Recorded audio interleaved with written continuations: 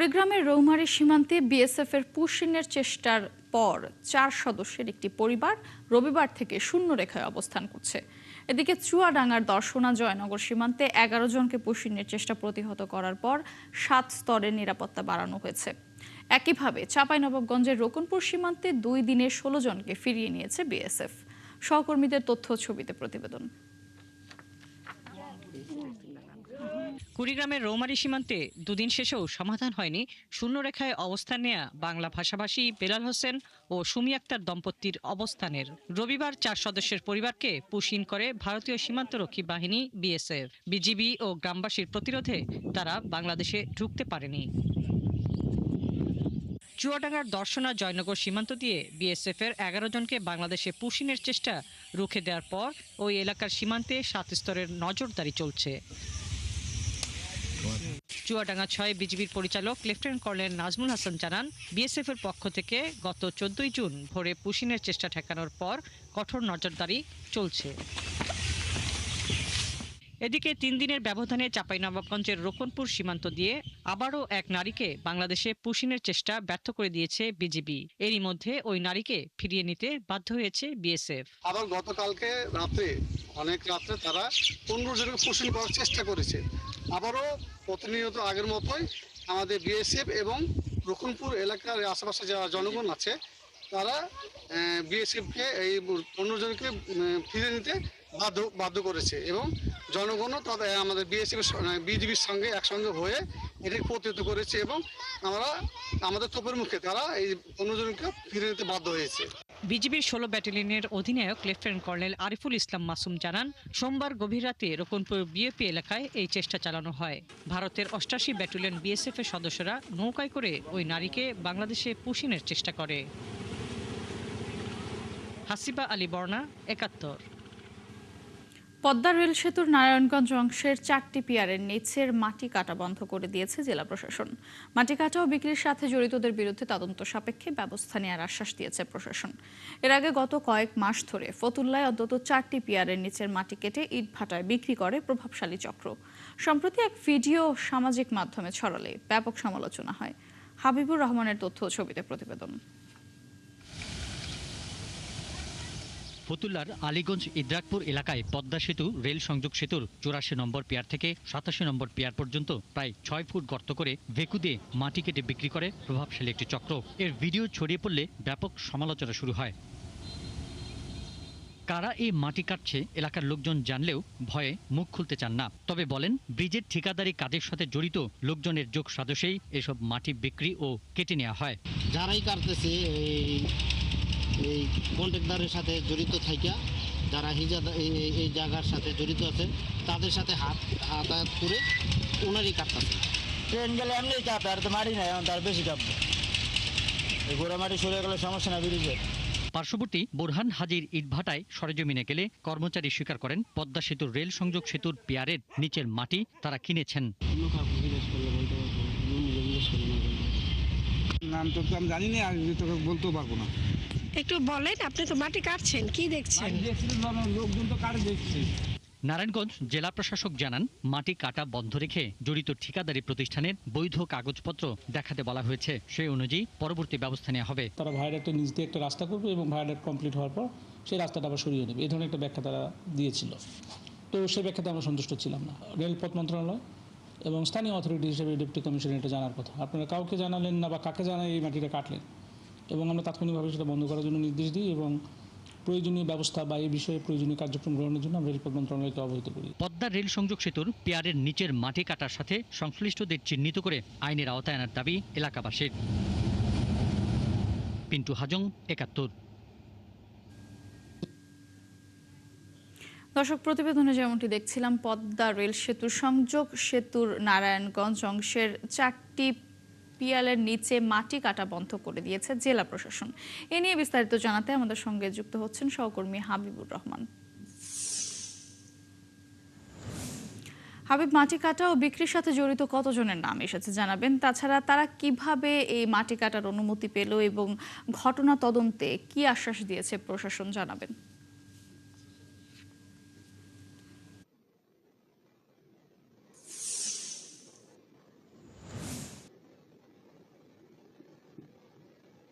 মৌটসী সরকারের মেগা প্রকল্পের মধ্যে যে ধরনের নজরদারি করা থাকার কথা ছিল সে ধরনের নজরদারি এই অঞ্চলে আমরা এখনো দেখতে পাইনি, যার কারণে এ ধরনের একটা বড় পুকুর চুরি হতে চলছিল। আপনি জেনে থাকবেন যে এই পদ্মা সেতুর যে সংযোগ সড়ক আছে, যেটা নারায়ণগঞ্জের ফতুল্লার অঞ্চলের উপর দিয়ে সেটা পদ্মার দিকে, নদীর দিকে গিয়েছে, সেই পদ্মা ব্রিজের সেখানে যে পিলার গুলো আছে 85, 86, 87, এই পিলার গুলোর নিচে থেকে মাটি ভেকু দিয়ে কেটে নিয়ে যাচ্ছে স্থানীয় কিছু প্রভাবশালী লোকজন। যদিও এদের নাম সুস্পষ্ট ভাবে আমরা জানতে পারিনি, তবে স্থানীয়ভাবে কিছু প্রভাবশালীর নাম আমরা জানতে পেরেছি। পার্শ্ববর্তী কিছু ইটখোলা আছে যারা এই মাটি নিয়ে তারা ব্যবসা বাণিজ্য কারবারের সাথে জড়িত। প্রশাসনিকভাবে যদিও বিষয়টাকে বৈধ অনেকটা এভাবেই বলা হচ্ছে যে অনুমতি নিয়ে কাটা হচ্ছে, কিন্তু সুস্পষ্ট ভাবে আমরা স্পটে এসে যেটা দেখছি একেবারেই সরকারি একোয়ার অধিগ্রহণকৃত জায়গার নিচে কাটা, যেটা কোনোভাবেই বৈধতা প্রশ্নই আসে না। এটা সাধারণ মানুষই একজন দেখতেই বোঝা যায় যে এটা বুঝতে খুব কঠিন কোনো বিষয় না। এটা পিলারের যে নিচে যে রাস্তার উপর দিয়ে যে এলিভেটেড হয়ে যে ট্রেন রাস্তাটা গেছে তার নিচের অংশটুকু অধিগ্রহণকৃত জায়গা। এই জায়গাটা কোনোভাবেই কারো ব্যক্তির জায়গা কিংবা এটা বিক্রিযোগ্য কোনো জায়গা বলে মনে হয় না। সাধারণ মানুষ যেটা আমাদেরকে জানিয়েছেন, আপনি হয়তো দেখতে পাচ্ছেন যে এখানে মাটি কেটে রীতিমতো পুকুরের মতো করে ফেলা হয়েছে, যেটা হয়তো কিছুদিন পর তারা মাছও চাষ করতে পারে। তো যেই একটা মেগা প্রকল্পে, যেটা 1000 কোটি টাকা দেশের একটা সম্পদ, এটাকে এভাবে অবহেলা অযত্নে যদি করা হয় তাহলে দেশীয় একটা বড় সমস্যা। তবে প্রশাসন বলছে তারা দেখভাল করতেছে, যে সংশ্লিষ্টদের বিরুদ্ধে তারা ব্যবস্থা নিবে যারা এর সাথে সংশ্লিষ্ট আছে। তো এই ছিল মৌটসী নারায়ণগঞ্জের পদ্মা সেতু প্রান্ত থেকে আমার কাছে। ধন্যবাদ হাবিব আপনাকে। দর্শক, যুক্ত ছিলেন সহকর্মী হাবিবুর রহমান। নাটোরের নলডাঙ্গায় বীরকুটসা এলাকায় বিক্রি হয়ে যাচ্ছে খালের মাটি। এলাকার লোকজনের অভিযোগ, খালের পাড় কেটে মাটি বিক্রি করছে অসাধু একটি চক্র। এক্সকাভেটর মেশিন দিয়ে খালের পাড় কেটে মাটি বিক্রি করলেও তাদের বাধা দেওয়ার কেউ নেই। বুলবুল আহমেদের প্রতিবেদন। কুচামারা ব্রিজ সংলগ্ন এলাকায় সরেজমিনে দেখা যায় খালের দুই পাশ থেকে মাটি কেটে ট্রাকে করে নিয়ে যাওয়া হচ্ছে। কৃষকরা জানান, এভাবে মাটি কাটলে খালের পার বলে কিছু থাকে না, আর এতে বর্ষার পানি ঢুকে প্রায় 4000 বিঘা ফসলি জমি প্লাবিত হওয়ার আশঙ্কা রয়েছে। পুকুর কাটলে তো তার একটা পার লাগে, ওটা একটা প্রোডাকশন। তো পার যদি না থাকে তাহলে তো ক্ষতি তো হবেই। মাটি কাটাতে জমি অল্প পানিতে প্লাবিত হয়ে যাবে এবং জমি ভাঙ্গা ডারার মধ্যে চলে যাবে। একটু চিকন করে হলেও পার থাকা লাগবে, বুঝলেন? তাছাড়া পানি এলে হাজার হাজার বিঘার ধান 2000। অনুসন্ধানে জানা যায় জেলা প্রশাসনের মালিকানাধীন এই খালের মাটি ব্যবহারের অনুমতি দিয়েছেন বরেন্দ্র বহুমুখী উন্নয়ন কর্তৃপক্ষ BMDA।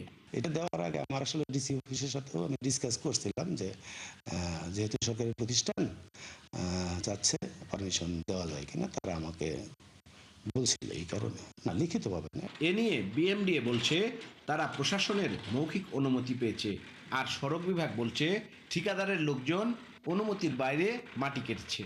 আর জেলা প্রশাসনের দাবি, এ নিয়ে আনুষ্ঠানিক কোনো অনুমতি দেওয়া হয়নি। আমাদের কথা ছিল যে পাটা উঁচু থাকবে একটু আর কি, কিন্তু ওটা যে লেভেল করে ফেলছে এটা আমাদের নলেজে ছিল না। মাটির এই সুষ্ঠু ব্যবস্থাপনা যাতে এটা নিশ্চিত হয়, সেটাই আমরা জেলা প্রশাসনের পক্ষ থেকে সেই বিষয়ে ব্যবস্থা নেওয়া হবে। এবং এর নীতিমালার বাহিরে গিয়ে যদি কোনো কিছু করা হয়ে থাকে সেই বিষয়ে যাতে বিধি মোতাবেক ব্যবস্থা গ্রহণ করা যায় সেটিও আমরা নিশ্চিত করব। এলাকার লোকজনের দাবি, অবিলম্বে খালের পার কাটা ও মাটি বিক্রি বন্ধ করে দোষীদের বিরুদ্ধে ব্যবস্থা নিতে হবে, না হলে কৃষি উন্নয়নের লক্ষ্যে নেয়া খাল পুনঃখনন প্রকল্পের ফল মিলবে না। বুলবুল আহমেদ, 71, নাটোর। 21 বছর পর বুধবার মৌলভীবাজার ও শ্রীমঙ্গল সফরে যাচ্ছেন প্রধানমন্ত্রী তারেক রহমান। সকালে আকাশপথে সিলেট নেমে সড়ক পথে প্রথমে যাবেন শ্রীমঙ্গলে, পরে যাবেন মৌলভীবাজারে। সেখানে ফ্যামিলি কার্ড বিতরণ সহ সুধী সমাবেশে বক্তব্য দেবেন তিনি।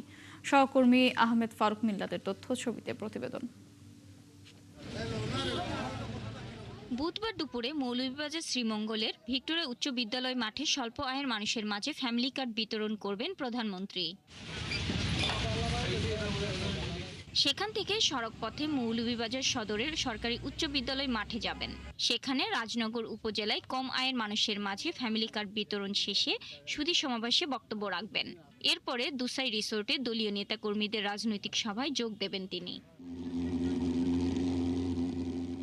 এরই মধ্যে মৌলভীবাজার ও শ্রীমঙ্গলে প্রধানমন্ত্রীর অনুষ্ঠানকে কেন্দ্র করে প্রস্তুত করা হয়েছে মাঠ, নির্মাণ শেষ হয়েছে মঞ্চের। নির্বাচনের প্রথম জনাব তারেক রহমান সাহেব প্রধানমন্ত্রী হওয়ার পর আমাদের মৌলভীবাজারে আসতেছেন। আমাদের অনেক দাবি দাওয়া আছে, যেমন বাইপাস আছে, মেডিকেল কলেজ আছে, বিভিন্ন রাস্তাঘাট, যারা 17 বছরে যে রাস্তাঘাটের উন্নয়ন হয় নাই সেই উন্নয়নগুলো আমরা দেখতে চাই। প্রধানমন্ত্রী মহোদয়ের আগমন উপলক্ষে আমরা আমাদের পৌর শহরে সৌন্দর্য বর্ধনের কাজ করতেছি এবং আমাদের বিভিন্ন পরিচ্ছন্ন কর্মীদের পরিষ্কার পরিচ্ছন্ন করতেছি। এদিকে মৌলভীবাজার জেলা বিএনপির আহ্বায়ক জানান, এদিন মৌলভীবাজারে মেডিকেল কলেজ নির্মাণ সহ কয়েকটি উন্নয়নের প্রস্তাব প্রধানমন্ত্রীর কাছে তুলে ধরা হবে। শ্রীমঙ্গল এবং মৌলভীবাজার, শ্রীমঙ্গলের চৌমন এবং মৌলভীবাজারের পশ্চিম বাজার, এই দুইটা জায়গা খুবই যানজট হয়। এই রোডটাও জানছি আমরা, মৌলভীবাজার শ্রীমঙ্গল একটা বাইপাস রোড যাচ্ছে, এই জিনিসটা আমরা খুব গুরুত্ব সহকারে তুলে ধরব। জেলা প্রশাসক জানান, প্রধানমন্ত্রীর আগমনকে কেন্দ্র করে বাড়ানো হয়েছে এলাকার সার্বিক নিরাপত্তা। তার এই সফর কে কেন্দ্র করে আমাদের সামগ্রিক যে নিরাপত্তা ব্যবস্থা, এটা এসএসএফ এর সার্বিক তত্ত্বাবধানে সম্পন্ন হয়েছে। প্রধানমন্ত্রীর সফর ঘিরে এলাকায় ব্যাপক উৎসাহ উদ্দীপনা সৃষ্টি হয়েছে সমাজের সর্বস্তরে। শাকিলা সিথি, ৭১। দর্শক, যেমনটি প্রতিবেদনে দেখছিলাম, প্রধানমন্ত্রী মৌলভীবাজার ও শ্রীমঙ্গল সফর করবেন। এর প্রস্তুতির খবর জানবো আমরা সেখানে আছেন সহকর্মী আহমেদ ফারুক মিল্লাত। মিল্লাত, প্রধানমন্ত্রীর এই সফরের কি কর্মসূচি রয়েছে জানাবেন, এছাড়া যেখানে তিনি সমাবেশ করবেন সেই সমাবেশ স্থলের প্রস্তুতি কতটুকু দেখছেন জানাবেন।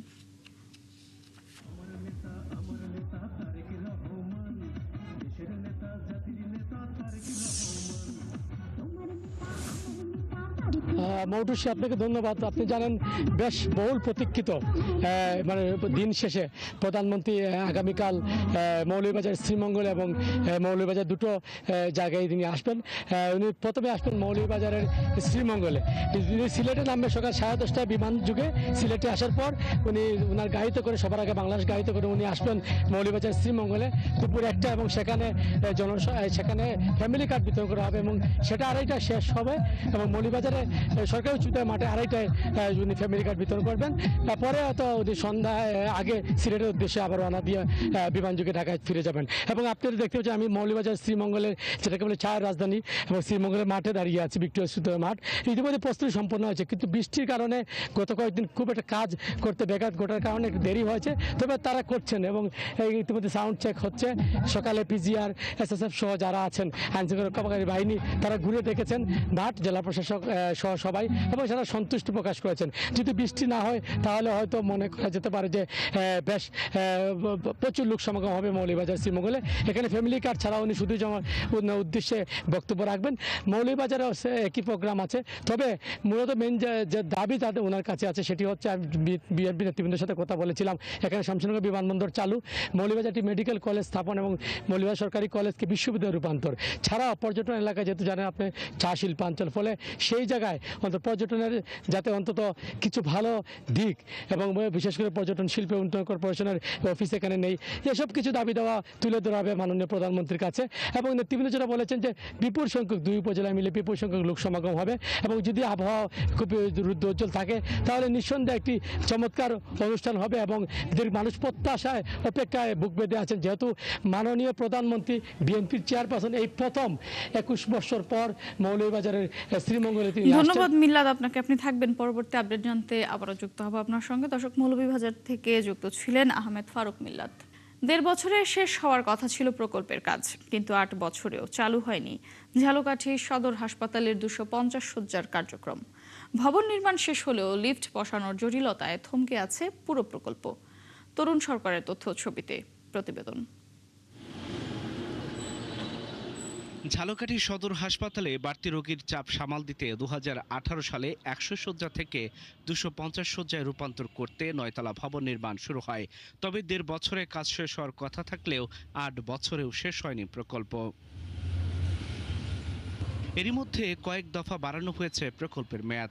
কাজ শেষ না হলেও 2023 সালের অক্টোবরে ভবনটির উদ্বোধন করা হয়, কিন্তু সংকট দেখিয়ে চালু করা হয়নি চিকিৎসা সেবা। এখানে স্বল্প পরিসরে আমাদের অনেক রোগীর সেবা দেওয়া কঠিন হয়, বিশেষ করে বহির্বিভাগে অত্যন্ত রোগীর চাপ থাকে, প্রতিদিন 800-900 রোগী আসে, স্পেসটাও একটু কনজেস্টেড, এখানে আলো বাতাস একটু কম ঢোকে, এইটা একটু আমাদের খোলামেলা পরিবেশ হবে, এটা আমাদের জন্য সুবিধা হবে। নতুন ভবনের 3 তলায় সম্পূর্ণরূপে একটা প্যাথোলজি ইউনিট আছে এবং বহির্বিভাগে আমরা বড় পরিসরে সেবা দিতে পারবো। আধুনিক চিকিৎসা সুবিধা না থাকায় রোগীদের যেতে হচ্ছে বরিশাল কিংবা বেসরকারি হাসপাতালে। আজকে একটা রোগী আসলেই বরিশাল রেফার করে, দূর থেকে আজকের দৌড়ে যে কাঠালিয়া, রাজাপুর, আম্মা, নলসিটির এই যে লোকজন নিয়ে ঝালকাঠিতে আসছে একটা সুস্থ চিকিৎসা পাইতে পারে, এটা চালু হইলে। ঠিকাদারি প্রতিষ্ঠানের দাবি, কার্যাদেশ অনুযায়ী তাদের কাজ অনেক আগেই শেষ হয়েছে, কিন্তু ভবন বুঝে না নেয় রক্ষণাবেক্ষণ বাবদ প্রতি মাসে অতিরিক্ত অর্থ ব্যয় হচ্ছে তাদের। আমরা হ্যান্ডওভারের জন্য তাদেরকে চিঠিও দেওয়া হয়েছে, তারা বলছে যে লিফটের টেন্ডার না হওয়ার কারণে বিল্ডিংটা হ্যান্ডওভার নিতে চাচ্ছে না হসপিটাল কর্তৃপক্ষর বক্তব্য হচ্ছে, তারা বলতে চায় যে লিফট হয়নি, আমি রোগী কিভাবে নিয়ে যাব, যার কারণে বিল্ডিংটা হ্যান্ডওভার ওরা নিচ্ছে না। এ বিষয়ে হাসপাতাল কর্তৃপক্ষ বলছে, নতুন ভবনের 3টি ফ্লোরে কার্যক্রম পরিচালনার অনুমোদন পাওয়া গেছে, বিদ্যমান জনবল দিয়ে দ্রুত এসব সেবা চালু করা হবে। আমাদের বর্তমান সেটআপে কিন্তু রোগী আসতেছে প্রচুর, প্যাথোলজি প্রচুর হচ্ছে, এই বর্তমান সেটআপ হচ্ছে না। হ্যাঁ, নতুন ভবনে গেলে মানুষের, আর আমরা আরো নতুন মেডিকেল অফিসার, কনসালটেন্ট, নতুন জনবল জন্য চাহিদা দেওয়া আছে, আশা করছি সামনে আমরা পাবো। অন্যদিকে জেলা গণপূর্ত বিভাগ বলছে, লিফট বসানোর টেন্ডার প্রক্রিয়ায় দেরি হয় ভবনটি হস্তান্তর করা সম্ভব হয়নি। লিফট ছাড়া ওনারা যতটুকু ফ্লোর ব্যবহার করতে চায় সেটা হসপিটাল কর্তৃপক্ষ সিদ্ধান্ত নিলে যথাযথভাবে ওনাদেরকে বুঝিয়ে দিতে পারবে। প্রায় 8 লাখ মানুষের জেলার এই হাসপাতালে বর্তমানে বহির্বিভাগে প্রতিদিন চিকিৎসা নিতে আসেন 800 থেকে 1000 রোগী। আল ইমরান, 71। রংপুরে শুরু হয়েছে বিখ্যাত হাড়িভাঙা আম সংগ্রহ ও বাজারজাতকরণ। দেশের চাহিদা মিটিয়ে বিদেশেও রপ্তানি হচ্ছে এই আম। কৃষকরা বলছেন, এবছর ভালো দাম পাওয়ায় লাভের আশা করছেন তারা। শাহ বায়েজিদ আহমেদের প্রতিবেদন, ছবি তুলেছেন শাহিন আলম। রংপুরের বিভিন্ন আমের বাগানে এখন ব্যস্ত সময় পার করছেন চাষিরা। গাছ থেকে একে একে সংগ্রহ হচ্ছে ঐতিহ্যবাহী হাড়িভাঙা আম। উত্তম কৃষি চর্চা পদ্ধতি অনুসরণ করে আম উৎপাদন করায় এবার আম চাষিরা আশা করছেন অধিক মুনাফার। কৃষি সম্প্রসারণ অধিদপ্তরের পার্টনারের রিয়ার থেকে অনেক কিছু সহযোগিতা পাওয়াতে তারপরও প্রায় 4 থেকে 5 লাখের মতো খরচ হয়েছে। হয়তো দেখা গেছে যে হয়তো আমি বিদেশে রপ্তানি করতে পারলে হয়তো অনেক লাভবান হব। সোমবার দুপুরে রংপুরের মিঠাপুকুর উপজেলার পদাগঞ্জ এলাকায় গাছ থেকে হাড়িভাঙা আম সংগ্রহের আনুষ্ঠানিক উদ্বোধন করেন জেলা প্রশাসক মোহাম্মদ রুহুল আমিন। এরপর থেকেই পুরোদমে শুরু হয় বাজারজাতকরণ। এই বাগানটা যেহেতু সেচ দিতে হয়, সেচ দিতে গেলে যে কূপ, গভীর নলকূপ থেকে পানি দিয়ে আমরা সেচ দিই, ওই ওয়াটার টেস্ট করেছিলাম। শুরু থেকে আমরা মানে এটার যত্ন যেভাবে করা লাগে, বেগিং, হালকা কিছু ছত্রাকনাশক দেওয়া লাগছে, হ্যাঁ এটা করছি, পানি সেচ দিছি। বর্তমানে প্রতিমন হাড়িভাঙা আম 1200 থেকে 1800 টাকায় বিক্রি হচ্ছে। তবে মৌসুমের শুরুতে শিলাবৃষ্টির কারণে কিছু আম ঝরে যাওয়ায় ফলন কমেছে। এখানে আমাদের একটা কোল্ড স্টোর থাকতো বা হিমাগার, এই আমটা যদি আমরা এখানে হিমাগারে রাখতে পারতাম তাহলে কৃষকরা একটু লাভবান হইতে পারত। এই আমটা যেহেতু জিআই পণ্য হিসেবে স্বীকৃতি পেয়েছে, সারা বিশ্বে বিভিন্ন দেশে যাতে করে আমটার রপ্তানির ব্যবস্থা করা হয়, তাহলে আমের চাহিদা আরও বৃদ্ধি পাবে, কৃষকরা সঠিক ন্যায্য মূল্য পাবে। গ্যাপ অনুসরণ করলে আমাদের যেটা হয়, নিরাপদ স্বাস্থ্য এবং আমরা নিরাপদ ফলটা উৎপাদন করতে পারি। কৃষি সম্প্রসারণ অধিদপ্তরের কর্মকর্তারা বলছেন, গ্যাপ অনুসরণ করে উৎপাদিত বাংলাদেশের আম বর্তমানে যুক্তরাজ্য, ইতালি সহ বিশ্বের 30টিরও বেশি দেশে রপ্তানি হচ্ছে।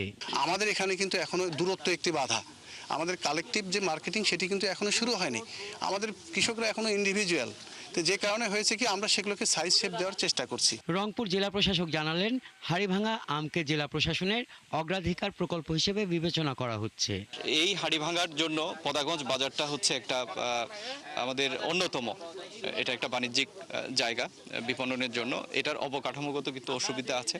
এই অসুবিধাগুলো দূর করার জন্য আমরা আমাদের 3 বছর মেয়াদী অগ্রাধিকার কর্ম পরিকল্পনা নিয়েছি। এই হাটটাকে কিভাবে আরো উন্নত করা যায়, মানুষের যারা দূর দূরান্ত থেকে ব্যবসায়ীরা আসছেন তাদের দুর্ভোগ কিভাবে লাঘব করা যায়। কৃষি সম্প্রসারণ অধিদপ্তরের তথ্য অনুযায়ী চলতি বছর রংপুরে প্রায় 2000 থেকে 2500 হেক্টর জমিতে হাড়িভাঙা আমের আবাদ হয়েছে। বৈরী আবহাওয়া ও শিলাবৃষ্টির প্রভাব থাকলেও প্রায় 30,000 মেট্রিক টন আম উৎপাদনের আশা করছেন সংশ্লিষ্টরা। এতে প্রায় 200 কোটি টাকায় আম বিক্রির সম্ভাবনা রয়েছে। হাসান আহমেদ, 71।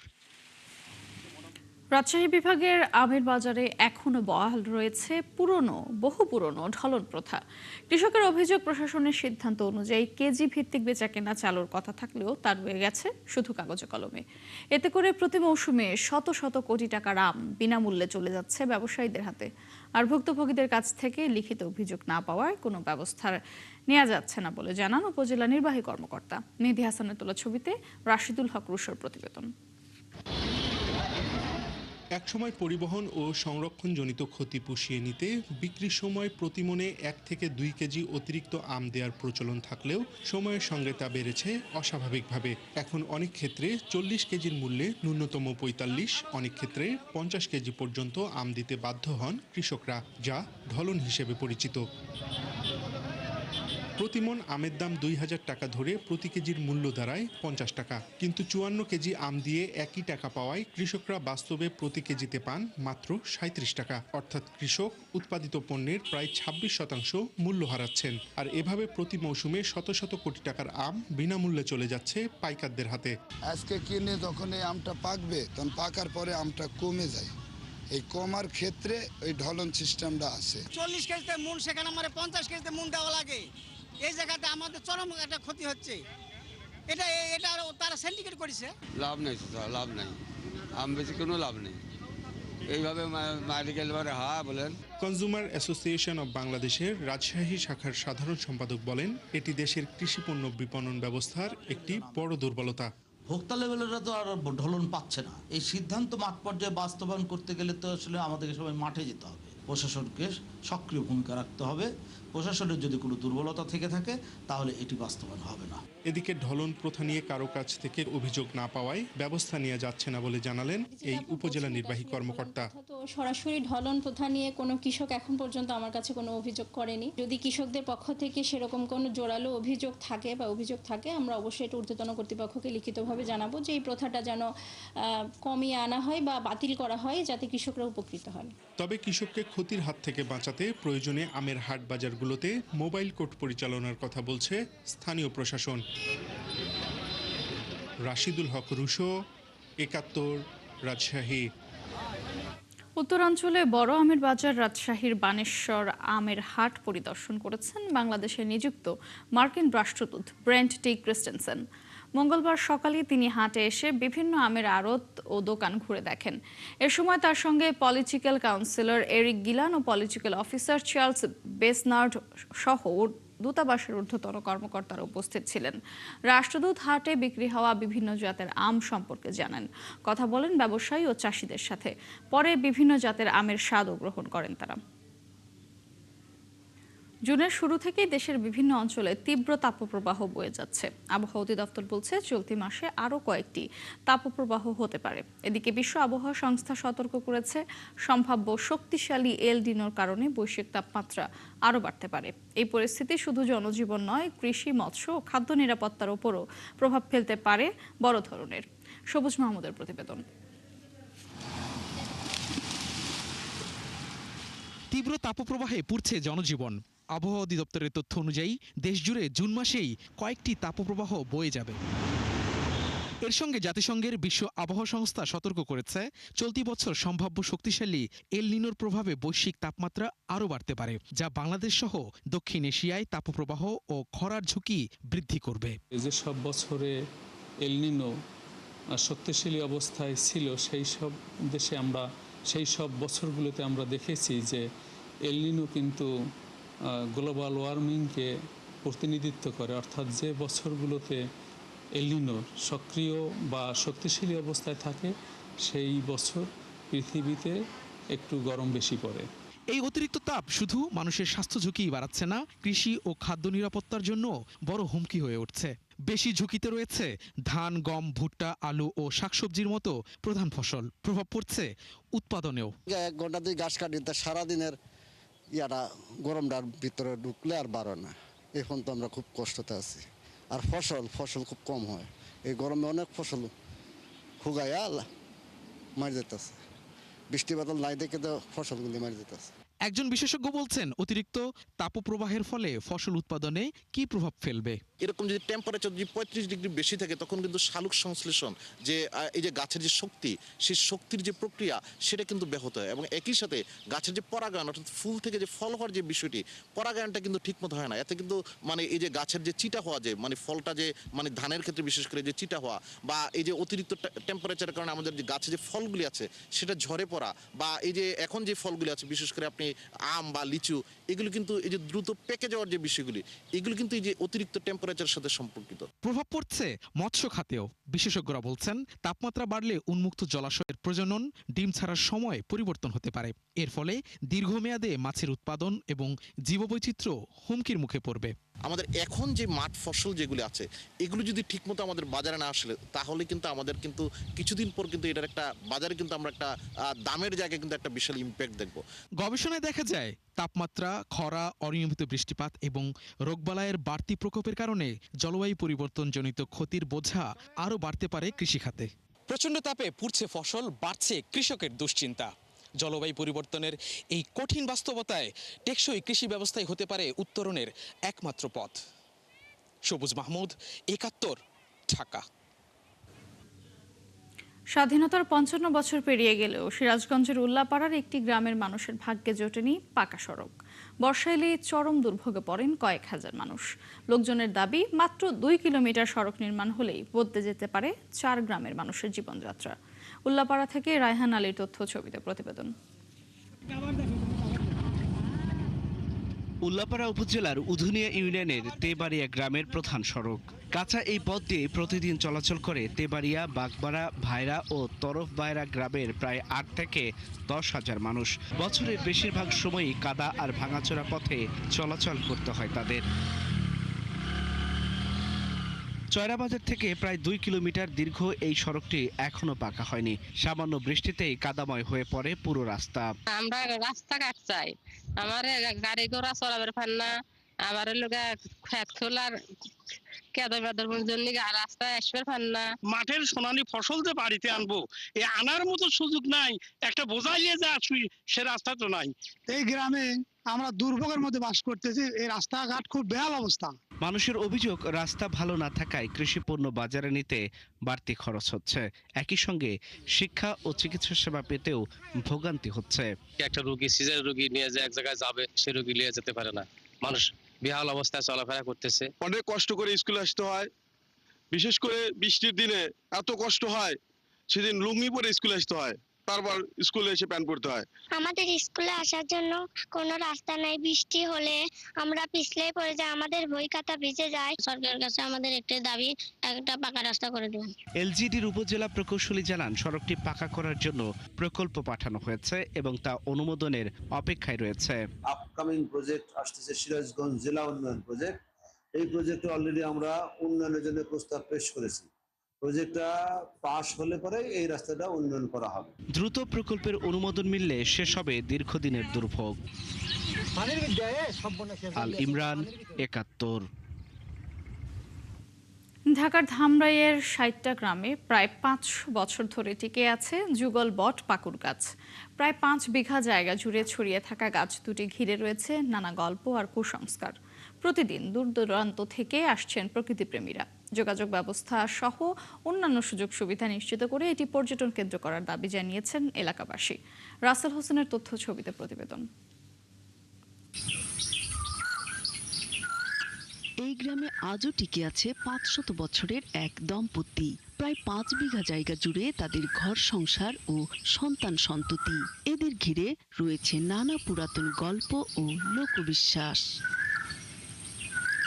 এরা এক বৃক্ষ দম্পতি। গল্পটি ঢাকার ধামরাইয়ের ৬০টা গ্রামের যুগল বটপাকুড় গাছ ঘিরে। এলাকার লোকজন বলেন, সনাতন ধর্মাবলম্বী দেবীদাস বংশের পূর্বপুরুষরা গাছ দুটি রোপণ করেছিলেন। পাকুড় গাছকে পুরুষ এবং বট গাছটিকে নারী মনে করে ঢাকঢোল ও বৈদিক মন্ত্র পাঠের মাধ্যমে একসময় তাদের বিয়ে দেয়া হয়। সেই থেকে তারা বটপাকুড় দম্পতি। এ নিয়ে গাছতলায় একটি মন্দিরও নির্মাণ করা হয়। মানে তেমন দোকানপাট নাই, মানুষ আইসা একটু বসবে বা কিছু কিনা খাবে। অনেক সুন্দর, আরো পরিবেশটা একটু ঘুরাইলে আর একটু ভালো লাগবে। খুব ভালো লাগলো এবং আনন্দ লাগলো। পরিবার নিয়ে আসছি, কিন্তু দুঃখের বিষয় শুধু রাস্তাটা সমস্যা বেশি। তারা অনেকেই বিশ্বাস করেন গাছ দুটি তাদের দেবতা, তাই তারা প্রতি বছর পহেলা বৈশাখে গাছের নিচে নানা পূজা অর্চনা করেন। সনাতন ধর্ম অবলম্বীরা আরো বলেন, এই গাছের ডালপালা কেউ কাটলে সে অসুস্থ হয়ে পড়ে এবং পুজো দিয়ে ক্ষমা প্রার্থনা করলে আরোগ্য লাভ করে। গাছ দেখতে দূর দূরান্ত থেকে পরিবার পরিজন নিয়ে আসেন অনেকে। যোগাযোগ ব্যবস্থার উন্নতি সহ সরকারিভাবে রক্ষণাবেক্ষণ করে এটি পর্যটন কেন্দ্র করার দাবি জানান দর্শনার্থীরা।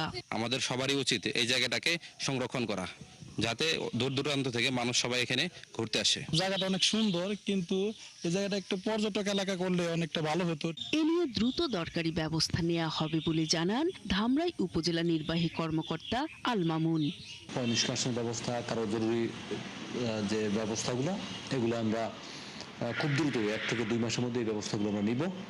সাথে সাথে নিরাপত্তা জনিত যত ধরনের ব্যবস্থা নেওয়া যায়, মানুষজন আসলে দেখতে আসলে আমরা চাচ্ছি এটা একটা পর্যটন স্পট হোক।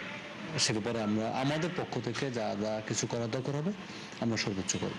দেশের এই প্রাচীন গাছটি রক্ষণাবেক্ষণ সহ দর্শনার্থীদের নিরাপত্তায় সরকারের দৃষ্টি প্রত্যাশা করেন সংশ্লিষ্টরা। নূর তাজমিন নীর, ৭১। আর্জেন্টিনা বিশ্বকাপের সাথে জড়িয়ে আছে এক ভক্তের বিয়ের আয়োজন। লিওনেল মেসির হাতে শিরোপা উঠলেই বিয়ের পিঁড়িতে বসবেন ঝিনাইদহ জেলার হরিণাকুণ্ড উপজেলার শামীম হোসেন। নিজের 3টা বাড়ি সাজিয়েছেন আর্জেন্টিনার পতাকার রঙে। জীবন মরণ যেন এই এক আর্জেন্টিনাকে ঘিরেই। রাজীব হাসানের তথ্য, ছবিতে আবু নাইমের রিপোর্ট। স্বয়ং লিওনেল মেসির ঘরটাতেও এভাবে আর্জেন্টিনার পতাকা জায়গা করে নিতে পারেনি। বিয়েটাও মেসি আটকাননি আর্জেন্টিনার বিশ্বকাপ জেতার প্রসঙ্গে, কিন্তু তার এক সমর্থক বিয়েটা ঝুলিয়ে রাখলেন শিরোপা জয়ের সাথে। আসলে বিয়ে বিষয়টা হলো যে অন্য ধরনের, কিন্তু সবাই বলে বিয়ে করার জন্য। আসলে বিয়ে করা তো খুবই একটা বিষয়। এই বিশ্বকাপ জিততে কি বিয়ে করবেন কিনা? আশা করছি আমি বিয়ে করব। এই বিশ্বকাপ জয়লাভ করবো, আমি বিয়ে করবো ইনশাল্লাহ। মেসিদের জন্য কতজনে কত কিছুই না করে। শামীম হোসেন বিক্রি করলেন বাড়ির গাছ, সেখান থেকে পাওয়া টাকা দিয়ে হয়েছে সাজসজ্জার কাজ। নাম দেওয়া হয়েছে আর্জেন্টিনা বাড়ি। মেসির জন্য পাগল প্রায় ভক্ত নিজের 3টা বাড়ি যেভাবে রং করে সাজিয়েছেন, তাতে পাগলা ভক্ত তো বলা যায়। একই সাথে দলটার প্রতি তার নিবেদনটাও প্রশংসনীয়। দর্শকদের আমি বলেছি যে ফাইনাল খেলার দিন অবশ্যই আমি সবাইকে আমাদের এই বাড়িতে রাত দিব, দাওয়াত দিয়ে পর সবাইকে খাওয়ার ব্যবস্থা তৈরি করবো। আমি 3টা বাড়ি আমার রং করতে প্রায় 3 লাখের উপর খরচ হয়ে গেছে। জি, পতাকা ব্যানারটা প্রায় 4 কাছাকাছি আমাদের চলে যাবে খরচটা। বাড়ি তো রং করেছেনই, রাস্তায় টাঙিয়েছেন আর্জেন্টিনার পতাকা ফেস্টুনও। দূর থেকে দেখেও যেন আন্দাজ করে নেওয়া যায় বিশ্বকাপের আমেজটা বেশ ভালোভাবেই ছড়িয়েছে। একই সাথে আর্জেন্টিনা বাড়ি নাম দেওয়া শামীমের পরিচয়টাও যেন বহন করে এই 3টি বাড়ি। ভুলেও ভাববেন না, মেসিদের সাম্প্রতিক সময়ের এত সাফল্যের জন্যই আলভেস সেলিস্তাদের সমর্থন করেন তিনি। ছোটবেলা থেকেই এই দলটার খেলায় বুঁদ হয়েছেন তিনি। গেল বিশ্বকাপের সময়ও বাড়ি রং করেছেন। দলের শিরোপা জয়টাও দেখেছেন ভালোভাবে। তবে শামীমের এই ক্রেজিনেসটা বেশ ভালোভাবেই নিচ্ছে এলাকাবাসী। সেই ভালোবাসার কারণে আমি গতবার আমি একটা বাড়ি রং করছিলাম, বাড়ির ভিতরে এবং বাইরে সব জায়গায় আমি রং করেছিলাম। তাই সেই অনুসারে এবারে পরপর আমি আরো আমার 2টা বাড়ি আমি এবার আর্জেন্টিনার আদলে আমি রং করছি। আর্জেন্টিনার যে মনোগ্রাম, আর্জেন্টিনার প্লেয়ার, বিশেষ করে মেসিকে সে খুবই ভালোবাসে এবং সে তার 3টা বাড়ি এভাবে আর্জেন্টিনা, যা আমি মনে করি আমাদের ঝিনাইদহ জেলার নাই, শুধু সারা বাংলাদেশে হয়তো এরকম আবেগ এরকম ভালোবাসা, এই অনুভূতি আর্জেন্টিনার প্রতি আমার মনে হয় আর কারণ নাই। বিশ্বকাপে আর্জেন্টিনা অপেক্ষায় নিজেদের প্রথম ম্যাচে মাঠে নামতে। আর এদিকে সমর্থকরা বুনছে স্বপ্ন, টানা 2 শিরোপা জয়ের মিশনটাও সাকসেস হবে, তেমনটাই তাদের চাওয়া। তবে বিশ্বকাপে এখন পর্যন্ত ডিফেন্ডিং চ্যাম্পিয়নরা মাঠে নামেনি। প্রথম ম্যাচ দেখে অবশ্য ঠাহর করা যাবে এই শামীমদের স্বপ্ন বাস্তবে রূপ নেবে কিনা। আবু নাইম, ৭১। দর্শক, চলছে দেশযোগ সরাসরি সংবাদ অনুষ্ঠান দেখতে চোখ রাখুন ৭১-এর ফেসবুক পেজ এবং সাবস্ক্রাইব করুন ৭১-এর ইউটিউব চ্যানেল। থাকুন ৭১-এর সাথে।